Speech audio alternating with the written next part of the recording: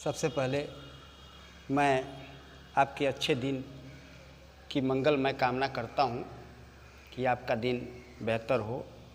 चूँकि माहौल जैसा चल रहा है, इस माहौल को देखते हुए, इस स्थिति को देखते हुए, इस परिवेश को देखते हुए शासन की जो मंशा है, शासन के मंशा के अनुरूप ऑनलाइन क्लास चल रहे हैं और हमें ध्यान देना है, इस पर विचार करना है कि जब शासन की मंशा है कि आप ऑनलाइन पढ़ें तो आप ऑनलाइन पढ़िए। ध्यान दीजिए, सुबह उठिए, फ्रेश होइए, फ्रेश होने के बाद से जब भी आपको मौका मिलता है बैठिए। आपके पास तो पूरा 24 घंटे समय है, जितना चाहें जैसे चाहें वैसे आप पढ़ सकते हैं। बस ध्यान देने की बात है कि हम आवश्यकता से अधिक पढ़ें। आइए, ये मैं आपको हिंदी में बताता हूँ, क्योंकि आप बहुत पहले से पढ़ते चले आ रहे हैं। आपकी मातृभाषा हिंदी है, सभी लोग हिंदी से परिचित हैं, कोई ऐसा नहीं है कि जो परिचित न हो। इसमें आपके पहले चैप्टर में, पहले पाठ में, पहले अध्याय में दिया हुआ है प्रार्थना।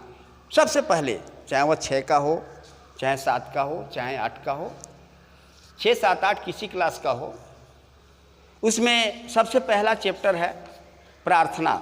जैसे ये क्लास 7 का है, कक्षा 7 का पहला पाठ है जय हो। ये कक्षा 6 का पहला पाठ है माँ कहे एक कहानी। कहने का तात्पर्य ये कि पहला चैप्टर जो है, पहला अध्याय जो है वह प्रार्थना से संबंधित है। हम प्रार्थना के बारे में आपको बता दें, प्रार्थना के विषय में चर्चा कर दें कि सबसे पहले आपके चैप्टर में, आपके अध्याय में, आपके पुस्तक में दिया जाता है प्रार्थना। इस प्रार्थना का मतलब क्या है, अभिप्राय क्या है, लेखक का उद्देश्य क्या है, यह आपको जानना है।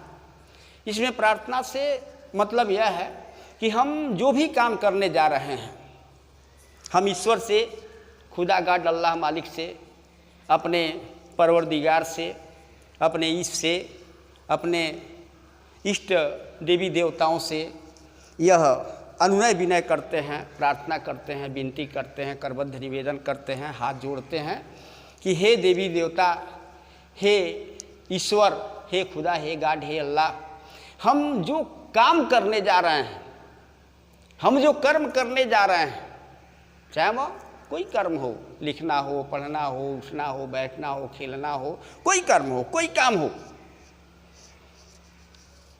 तो आपसे प्रार्थना है, आपसे विनती है, आपसे करबद्ध निवेदन है कि वह मेरा काम सफल हो।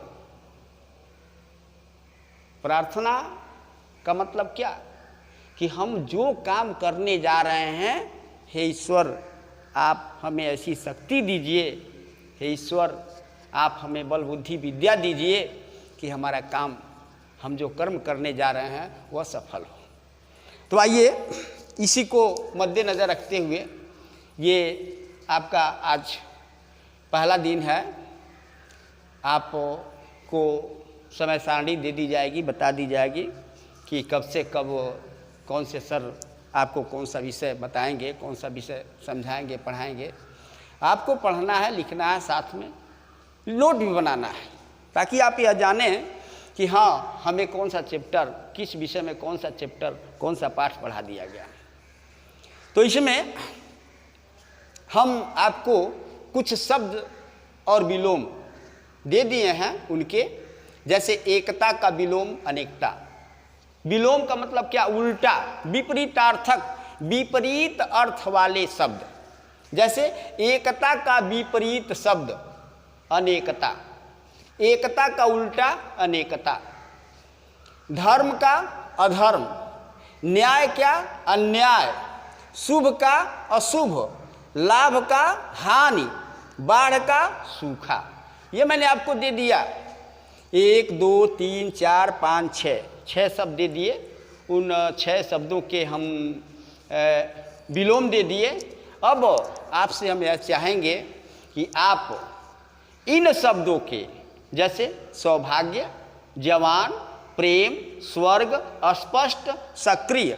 अपने बुद्धि विवेक से, अपने कौशल से इन शब्दों के विलोम आप अपने कॉपी में नोट कर लें और फिर आपके जो पहले चैप्टर का प्रश्न है, जो पहले चैप्टर का ये शब्दार्थ है, शब्दार्थ अपनी कॉपी में नोट कर लें कि उन शब्दों के क्या अर्थ होंगे। उस पाठ को, पहले पाठ को, जैसे पहला पाठ है जय हो। जय हो उसकी जिसने मुझको दो पैर दिए, अपनों से बढ़कर जिसने मुझको गैर दिए। मैं आज घूमता घाटी में, कितने उतार कितने चढ़ाव, हर मंजिल के अपने पड़ाव, हर कदम नए नज़ारों से परिचय कराता, हर ठोकरों में भीतर कुछ छलक छलक पड़ता, अटकी आशा भटकी उसास। ऐसे ये जो कविता है, इसमें आपको यह जान लेना है, कंठस्थ कर लेना है, याद कर लेना है कि यह कविता, इस कविता के लिखने का रचयिता का क्या आशय है, वह क्या आपको समझाना चाहता है, क्या बताना चाहता है। जैसे ही आप कविता पढ़ेंगे आपको मालूम चल जाएगा कि इस कविता का लिखने का उद्देश्य क्या है, इस कविता का भावार्थ क्या है, इस कविता का अर्थ क्या है।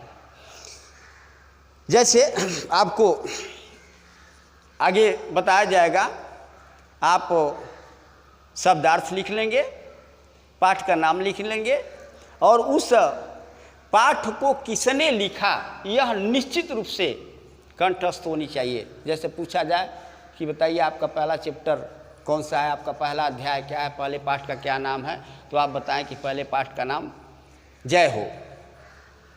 जय हो के लेखक कौन है, तो आप बताएं कि जय हो के लेखक शिवमंगल सिंह सुमन है।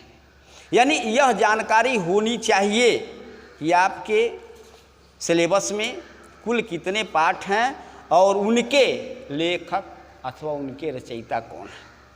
तो कविता है तो उनके रचयिता होते हैं और जो गद्य होता है उनके लेखक होते हैं। जैसे 6 में पहला पाठ दिया, माँ कह एक कहानी, राजा था या रानी। इस कविता के लेखक कौन है, तो मैथिली शरण गुप्त जी हैं।